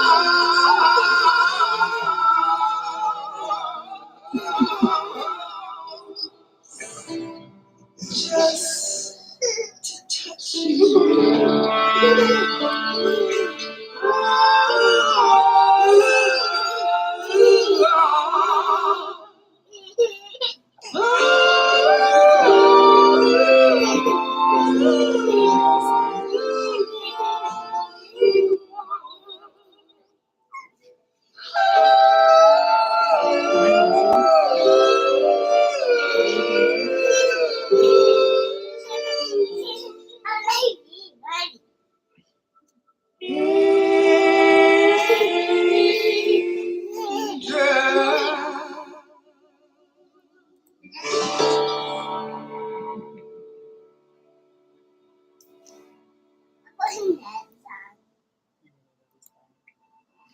Yeah, so it's my homie Imani Missouri. That's funny. That's funny. With beautiful. Beautiful. Because we are all beautiful. Jen. What is that song? I like that. Mm. You know, buddy. So why not? I think right away. I don't know what y'all playing next. You know, what? Tired. Putting beautiful somewhere in your affirmation or having an affirmation about being beautiful, that should be a requirement.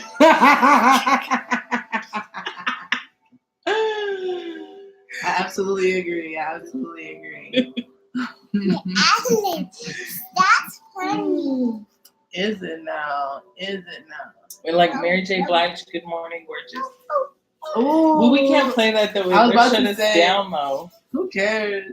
Listen, we ain't got the rights to them songs just now, these ones, but we got the rights to play it. We'll just combine it. Morning, gorgeous. Nobody got this. Good morning, gorgeous. I'll just dispute it, and they'll be like, You can dispute. They silence you. They do for a minute, but then I dispute it, and then they release it, and then we keep it pushing. Oh, that's what's up. But they're gonna shut me down on Instagram. Well, Instagram, That's we okay. love you. So if you don't get We're to just join gonna let us you for go. Good Morning We Gorgeous, should just let them go. Let's see. Thank you, Instagram. well, let them get a little taste. before Okay, they, you know? yeah, we're gonna get shut down though. They did it to us last time. But we love you. We do. Me, Alice. Yes, baby. Pick that one. Okay. Pick that song. This is a commercial. Pick the commercial. Pick the commercial. She's got my complete and total.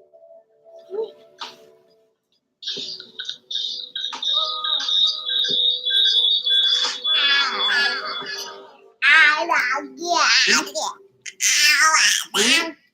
Hi, beautiful. It's my daughter. Hey, sweetheart.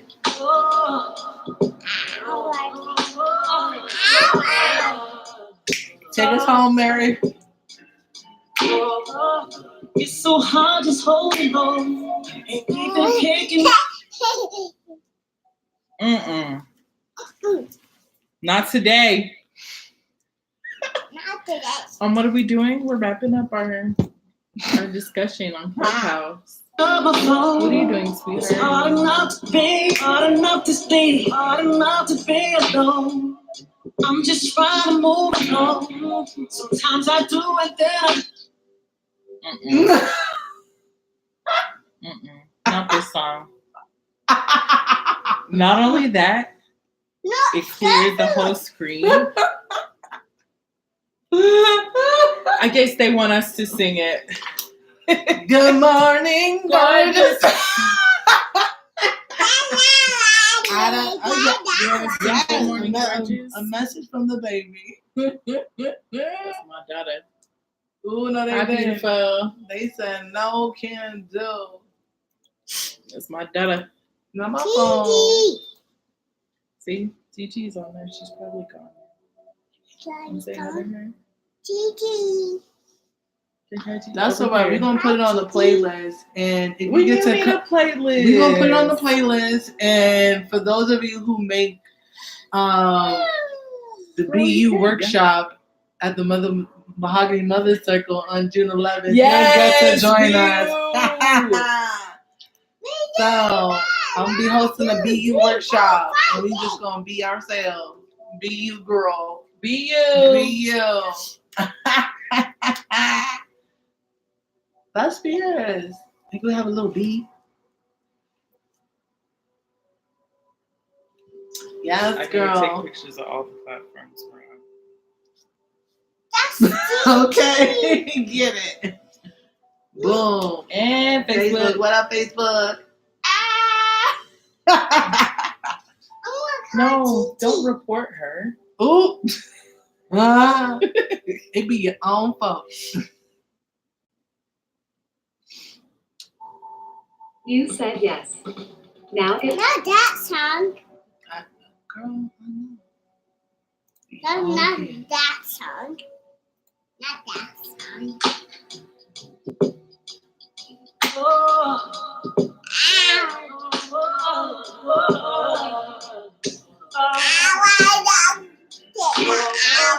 It's so hard to hold on, and even picking up a phone.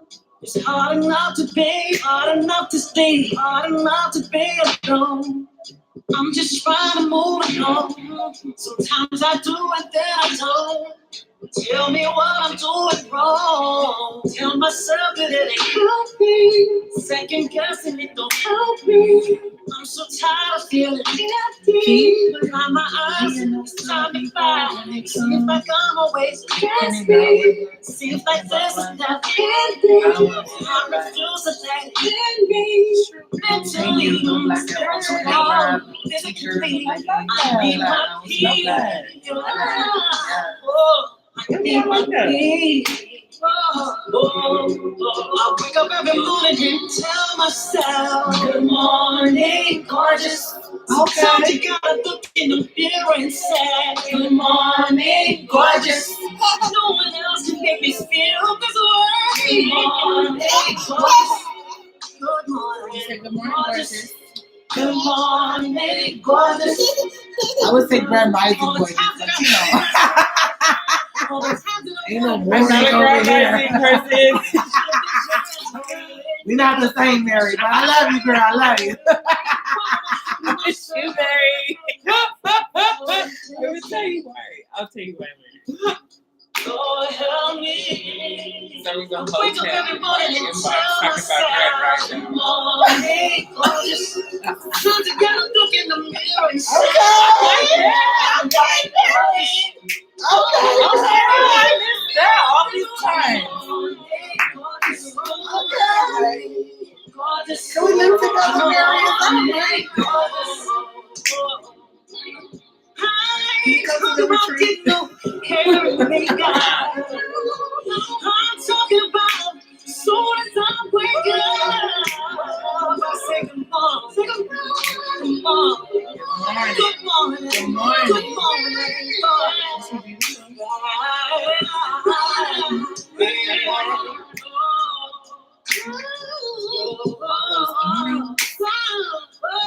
Okay, with the bamboo earring, you better come through. She did that. Go ahead, Mary. She done did that. Ooh, child. Okay, She we did do love that. you. She I did want do that. that one. Isn't that You pretty? want one? Isn't she gorgeous? When I was pregnant, we went to her concert. Do you remember? When you were in my belly? Totally. My outfit was cute too. I did something different. Ooh. I had short shorts on. I got a shirt. No, I had short shorts on. You had no clothes on in my belly. I got a dress on. Yes, you do.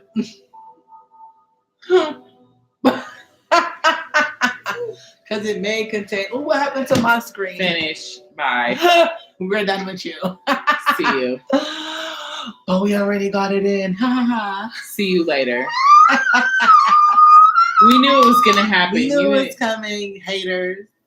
It's all right. Why did I switch to yours? Ooh, resume. Facebook already let y'all know what was up. Gigi. Who's Gigi? Your Gigi. sister? With your best I'm friend. technically a Gigi too, but we'll talk about that another time. Gigi. On another note. Gigi. Yes, Gigi is short for ghetto goddess. That's what I am. A ghetto goddess. Ah. You ever I heard can't take my hair now. Yeah. All right, well, let's wrap it up. Me, Alice. Yes, you darling. wanna go, Maris? Do I want to go? Yeah. Go What's where? the grounding that I wanted to do? Oh, yes, let's do our grounding technique before we roll up out of here. Alright. I will do the one we started with last week to activate all your senses. What you're going to do, and let's really take our time. We have like Me, Alice, do you wanna we go, have me, a Alice? few. We have like 5 minutes. So Do you wanna go, me, Alice? Maybe. Maybe? all right, so we're going to rub our hands together Well, we can't to hear you. feel the heat. Oh.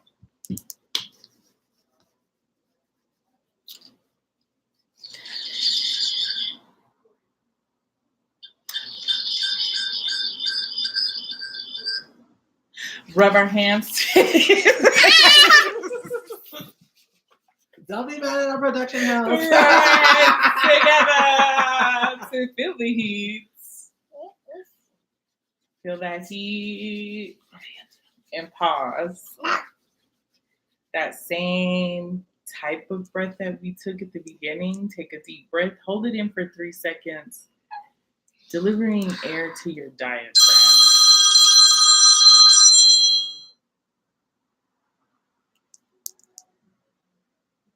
Hold it for 3 seconds.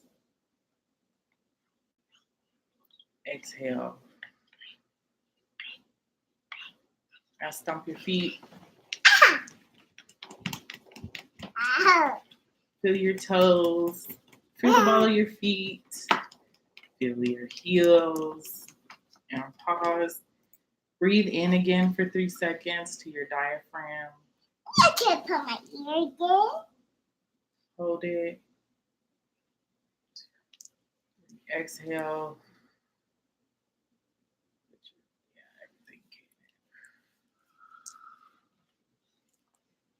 And to the sky, reach, stretch all the way with your hands up to the sky. Oh, my. Take that breath. It's the man. I need this picture so bad. How did we get it?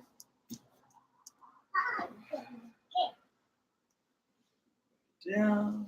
Oh, Miss Alice. All right. Hands together.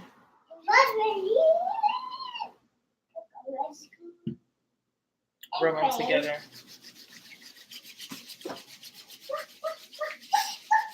Feel the heat. Pause. Inhale for 3 seconds. Hold for 3 seconds. Exhale.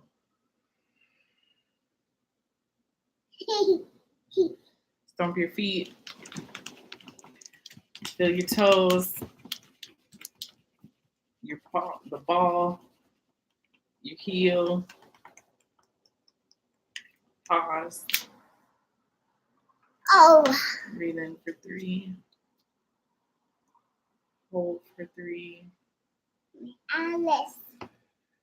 Exhale for 3. Alice. And reach high.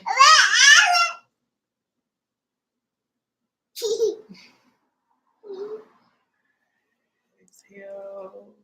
Bring it down. And let's just roll our shoulders back. And my challenge to you this week is to be mindful of your posture. Yes. Mindful of your spine. Mm-hmm. Your spine's important as well as your heart. Mm-hmm.